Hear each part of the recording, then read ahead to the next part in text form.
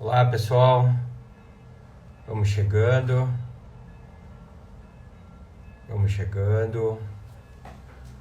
Hoje vamos trabalhar valor da causa.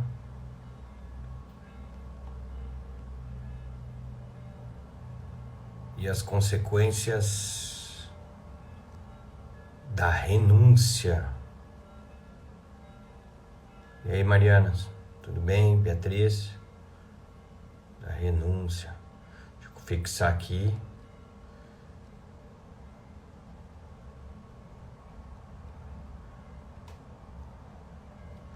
E a renúncia. Vamos chegando, pessoal.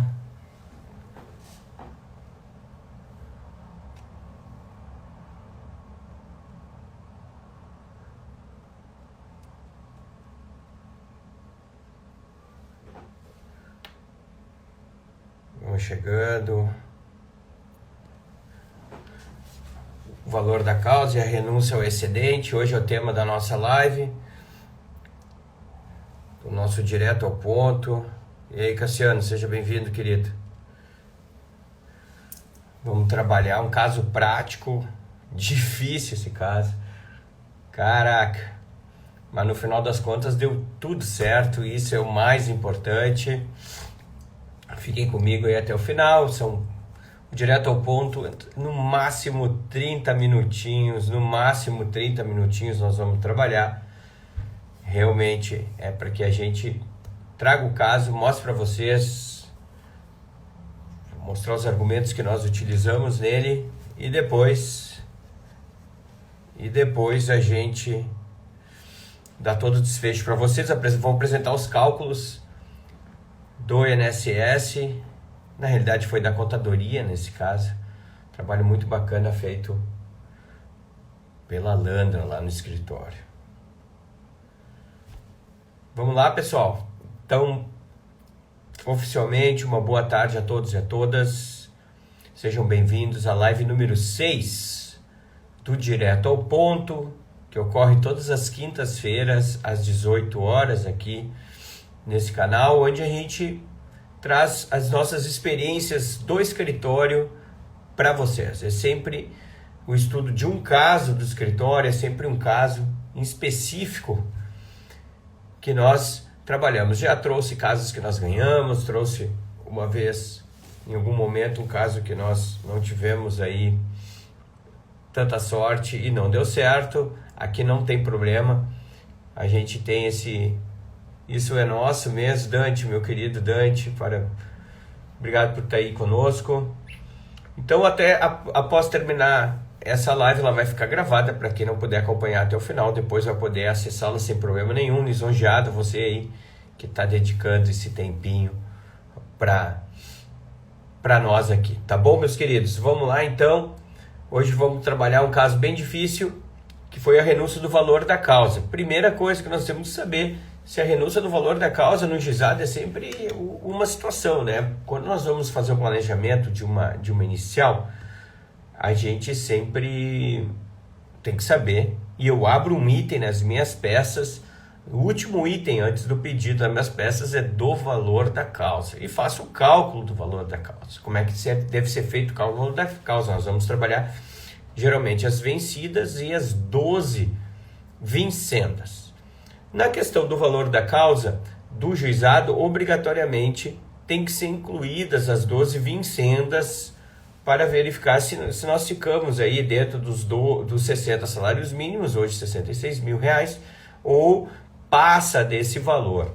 Tá? Se passar desse valor, o processo vai ser discutido no rito ordinário. Então, o corte sempre foi 60 salários mínimos. A questão é que alguns colegas, por vezes, acabam não se dando conta do valor da causa e ajuizam os processos no GEF sem elaboração do valor da causa.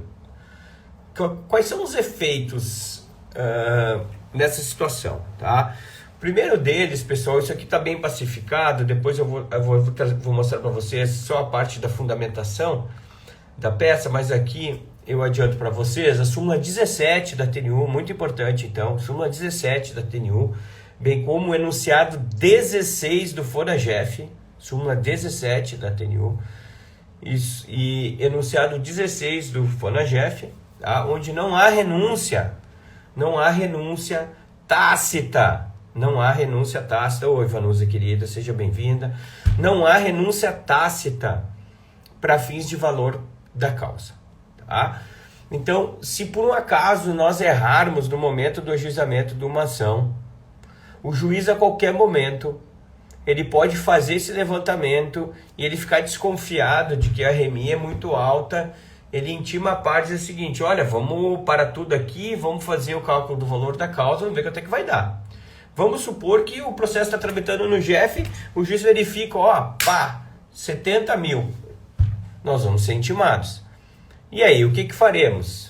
O que faremos com o valor que excede os 66 mil reais, que é o teto do GEF? Nós podemos renunciar, e aí sim passa a ser uma renúncia expressa, ou nós vamos simplesmente dizer para o juiz: magistrado, eu me equivoquei aqui em relação ao valor da causa e esse processo deve ser remetido para o rito ordinário.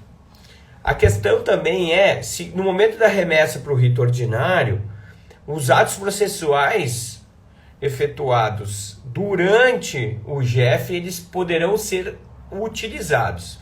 Podem, tá? Inclusive, o juiz, ao receber lá no rito ordinário, ele pode se questionar e dizer: mas eu acredito que está faltando uma audiência. Ele chama uma audiência. Ou nós podemos, aquela audiência que a gente não ganhou lá, a gente pode mostrar aqui para o juiz, porque renova-se, né? Uma análise, os prazos de análise são reabertos para que nós possamos aqui rediscutir aquela situação que tinha ficado em aberto, tá? Então, desde já, assim, eu mostro para vocês essa possibilidade de que a renúncia, se não for expressa, a gente não está renunciando nada, tá? Não existe renúncia tácita. Então, nós temos tanto súmula na TNU, como também nós temos um enunciado no FONAGEF que abriga esta situação, tá? É muito importante a situação. Vamos supor que há uma divergência no juiz aqui de primeiro grau, no GEF, e ele entende que o processo tem que ser mandado para o rito ordinário e vocês não querem, por qualquer motivo, aí cabe mandado de segurança diretamente na turma recursal, e quem vai fazer essa análise, se o processo tem que ser remetido ou não para o rito ordinário, passa a ser via mandado de segurança para a turma recursal. Aqui não há conflito de competência inicialmente. Conflito de competência é quando o juiz do GEF manda para o rito ordinário, o rito ordinário diz que não é dele e diz que é do GEF, tá? Aqui não. Aqui o objeto aqui da nossa conversa não é conflito de competência. Mas vamos lá o caso, o que aconteceu efetivamente no processo. Mas é importante que vocês entendam para saber para onde é que nós vamos, tá? No caso concreto, pessoal, aconteceu o seguinte: lá em janeiro de 21 houve o ingresso de uma ação, né, de um B41 com uma DER de setembro de 2019, tá? Era uma aposentadoria. O valor da causa, o colega colocou R$4.000 e ele declarou expressamente lá no valor da causa que era R$4.000. E todo o valor que excedesse 60 salários mínimos, para ele, estava ok. Na realidade, pessoal, o valor da causa naquela ocasião era R$110.698. R$110.698. O Luiz está aqui também. Luiz, até nós trocamos uma ideia sobre esse processo, cara, né? Graças a Deus deu tudo certo. O RPV deve estar sendo transmitido em breve, tá? Que era composto pelo que, pessoal? Pelas vencidas, tinha 66.358 de vencidas e as 12 vincendas, porque assim manda o CPC, ele diz que tem que ser as 12 vincendas. Então nós temos 66 da vencida, arredondando, né? 44 da vincenda. Na época o salário mínimo era 62 mil, era o teto do juizado era 62.700, então havia ali um excesso, né? O excedia R$47.998. Beleza. O processo tramita e, pasmem, o processo tramita Bem-vindo, Márcio. O processo tramita em 2 meses, pessoal. 2 meses. O Márcio também pode acompanhar esse processo também. Esse processo tramita em 2 meses, pessoal. Incrivelmente rápido esse processo. Ele acaba tramitando em 2 meses e o processo vai lá para a contadoria. Vai lá para a contadoria. Eu vou mostrar para vocês qual foi o entendimento, né, da contadoria naquela ocasião. Até então o juiz não tinha dito de que forma tinha que ter sido feito esse cálculo, tá? Eu vou mostrar aqui para vocês o que aconteceu lá na contadoria. Beleza. Chegando o processo, então, nós tínhamos umas parcelas no ajuizamento, 66 mil, né? Nós tínhamos as 12 vincendas, 44, num total de 110 mil. Tá? O salário mínimo na época era menor, o teto do INSS 62.700, então 47 mil era o valor que excedia.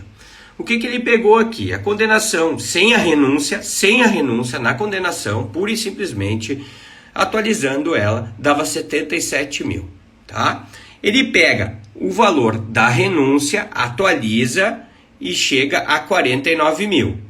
Aí ele diminui, pessoal, pasmem, os 77 dos 49 e chega nos 28. E ele diz simplesmente que a parte tinha direito a receber 28 mil, que era a diferença. Ou seja, naquele momento a contadoria ela não garantiu sequer o teto do juizado.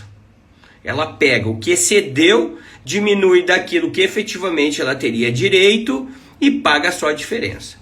Quando o colega entra em contato comigo e eu analiso esse cálculo, eu digo, cara, tá tudo errado. Não tem como. Primeiro, pelo colega estar sendo punido por um processo, né, onde, mesmo que o CPC coloque que ele teria direito, que teria que entrar no cálculo as 12 vincendas, o processo tramitou em 2 meses. Ele vai ser punido, e até na peça a gente trabalha dessa forma, assim, ele vai ser punido que pela eficácia, super eficácia do judiciário nesse momento, não faz sentido ele ser punido dessa forma, né? Então, a gente apresenta, e depois eu mostro para vocês a fundamentação, tá? A gente apresenta uma alternativa. Acho que até eu vou mostrar a peça antes, tá? Primeiro ponto, né, é definir o seguinte, tá? O que deve, quando nós estamos abrindo mão para fins, né, de início da causa, valor da causa no GEF. Uma coisa, pessoal, que nós temos que ter, uma coisa é abrir mão do que excede os 60 salários mínimos mais as 12 vincendas prefeitos de valor da causa. Outra coisa é abrir mão dos 60 salários mínimos para fim de escapar do precatório e RPV. São 2 situações completamente diferentes, com consequências também diferentes. Eu posso ter no mesmo processo renúncia para entrar no GEF e depois renunciar novamente para receber em RPV e não em precatório. Posso ter isso sem problema nenhum. São 2 situações completamente diferentes. Então, um ponto muito importante que nós temos que entender aqui é o que nós trabalhamos na peça, o tema 1030 do STJ. O 1030 diz o seguinte: o autor que deseja litigar no âmbito do GEF é lícito renunciar de modo expresso, novamente, de modo expresso e para fins de atribuição do valor da causa ao montante que exceda os 60 salários mínimos, previsto lá no artigo 3º da Lei 10.259, aí incluídas também as 12 vincendas. Tá? Então, o que ele fala? Olha, eu posso abrir mão, sim, sem problema nenhum, só que é um montante que excede. Se o meu valor da causa com as vincendas, né, prefeito de condenação, eu só abro mão do que excede os 60 salários mínimos. Até os 60 salários mínimos é ganho meu, ninguém mexe no que é meu. E a partir da 13ª, porque a CPC fala dos 60, dos vencidas e as 12 vincendas, a partir da 13ª entra no cálculo também. Aqui não entra no cálculo. Por que não entra no cálculo aqui? Simplesmente porque não necessitou, né? O processo foi muito rápido, e aí não houve a necessidade, então, de que entrasse a 13ª. Também nós trabalhamos esse processo, além do tema 1030, trabalhamos a questão do enunciado 71 do FONAGEF, que fala de como tem que ser feito, né, a apuração desse valor, né, e eu gostaria de apresentar aqui para vocês o próprio cálculo, que depois a gente defende a seguinte tese no processo que foi acolhida. Olha aqui, ó. Nós temos uma parcela vencidas no juizamento da ação, 66 mil. Nós temos só duas parcelas vincendas, mais 7 mil, deu 74. Como 66 era o valor do salário mínimo, o que excede é simplesmente 8.151, pessoal. Por quê? Porque só tinham duas parcelas vincendas. Só duas vincendas. Então o que excede é 8 mil. Aí ele pega o valor da condenação, 77, atualiza, vai para 78, por quê? Porque aqui tem o período da DER, né? Tem o período desde a DER, nós temos 78 mil. O valor dos 8.151 que excedeu, ele também atualiza. Chega em 8.666. Simples. Ele pega o 78, diminui do 8 e a cliente tem direito a receber 70 mil reais. Aqui não tem prejuízo nenhum, porque efetivamente nós estamos incluindo as vencidas e mais as duas vincendas, única e exclusivamente. A renúncia expressa, Silvana, é no caso, por exemplo, assim, ó. Nesse caso aqui, vamos supor aqui, ó. Vamos voltar para esse cálculo. Vamos supor, Silvana, que tu tivesse 78 mil de valor de atrasado mais as vincendas. 78 mil é o valor da tua causa. Tu quer que esse processo corra no juizado. Tu vai lá e abre um item do valor da causa de 78 mil. Tendo em vista que o valor é de 78 mil, eu renuncio ao que excede os 66, e aqui então tu está renunciando à diferença, que é 8.666, eu estou abrindo mão de 8.666, eu não quero receber. Então o processo ele inicia com 66 mil. Todo aquele atrasado que ele for somando durante o processo vai somar os 66 mil, não tem perda nenhuma, porque o 66 é garantia tua. O que for exceder ali, tu começa a somar mensalmente. Vamos supor que a tua aposentadoria do teu cliente fosse 2 mil, tá? 66 mil um ano, mais 24, nós estamos falando 90 mil, mais 2 mil, 92 mil, em um ano de processo, o processo já vai para 92 mil e aí ele já gera um precatório. Então há essa dúvida, o processo está no GF, pode virar precatório? Pode virar precatório. Esse processo especificamente vira um precatório. Virou um precatório de 70.156. Aí o juiz nos intimou novamente. Ele nos intima novamente e pergunta, bom, agora que o cálculo está correto, se todo mundo concorda com o cálculo, o INSS acabou concordando com o cálculo, vocês querem receber esses 70.156 por meio de precatório, ou tu vai renunciar mais uma vez para efeitos de opção por RPV ou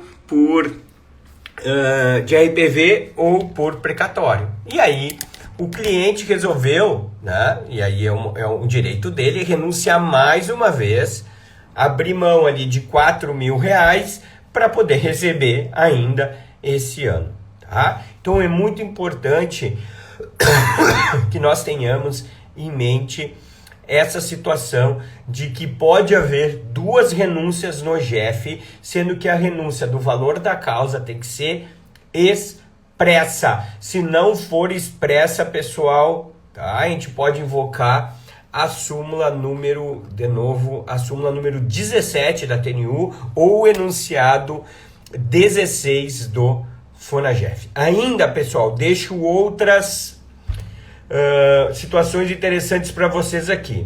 Enunciado 15 do FONAGEF. 15.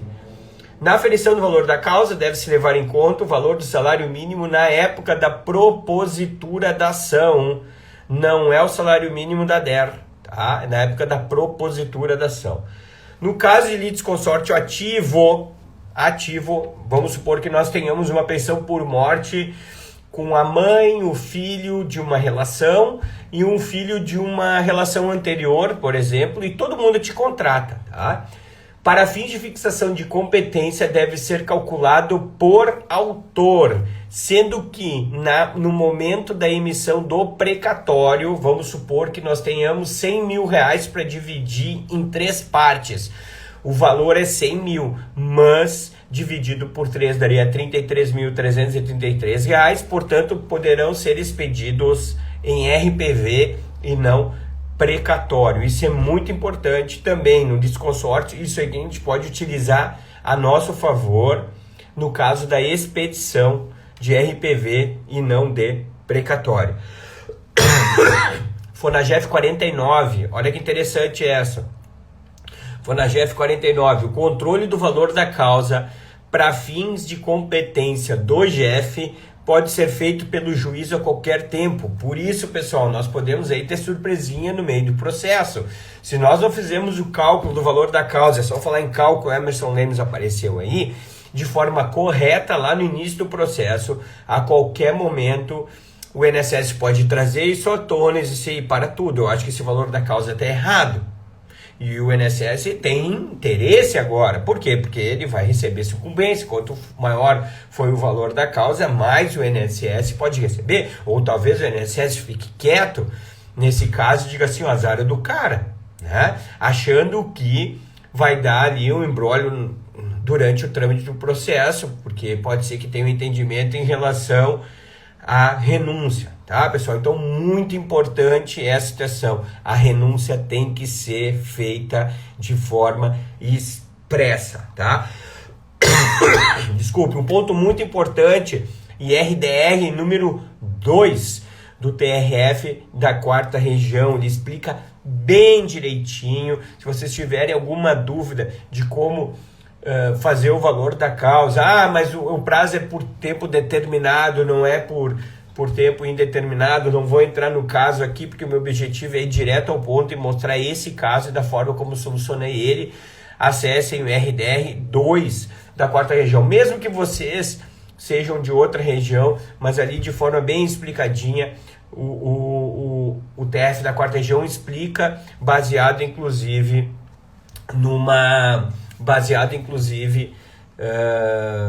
no CPC, tá? Entrou agora a Rafaela Costa, um grande beijo para ti, Rafa. Amanhã eu e a Rafa e a Melissa fomos, participamos do Congresso Nacional do IBDFAN, né? 3 palestras, começa a Melissa, depois eu e a Rafa termina o nosso a parte de previdência e direito das famílias. Rafa, até amanhã, então, terei a satisfação de dividir contigo esse momento super bacana. Pessoal, se vocês tiverem alguma dúvida sobre esse tema ou outros temas, amanhã eu abro a tradicional caixinha de perguntas das sextas-feiras. Semana passada respondi uma porrada de perguntas. Fica aí, se também tiverem alguma sugestão de algum tema que vocês gostariam que eu trabalhasse na próxima quinta-feira, eu posso procurar para ver se eu tenho algum processo, porque eu gosto de abrir os processos e compartilhar com vocês. Então, processo salvo de 28 mil na execução, passamos para 70.156, então teve um acréscimo aí de mais de 100%. Nesse processo, justamente por saber usar técnica processual, para saber utilizar, conhecer os temas, principalmente esse tema do STJ, do 1030, que é muito importante, conhecer as súmulas da TNU e também do Fonagef. Essa caixinha, Silvânia, amanhã eu faço uma postagem e digo, pessoal, tem alguma pergunta? Fazer aí, a pergunta tem que ser bem curta e objetiva e eu respondo para todo mundo. Tá bom, pessoal? A partir de amanhã, 7h30, no máximo 8 horas, eu já estou abrindo a caixinha de perguntas para vocês. Então, muito obrigado pela presença. Quinta-feira da próxima semana tem mais o Direto ao Ponto, porque o objetivo é esse, conversarmos rapidinho, no máximo, em 30 minutos. Um grande abraço para vocês, um bom restinho de semana, fiquem com Deus e até quinta-feira. Tchau, tchau.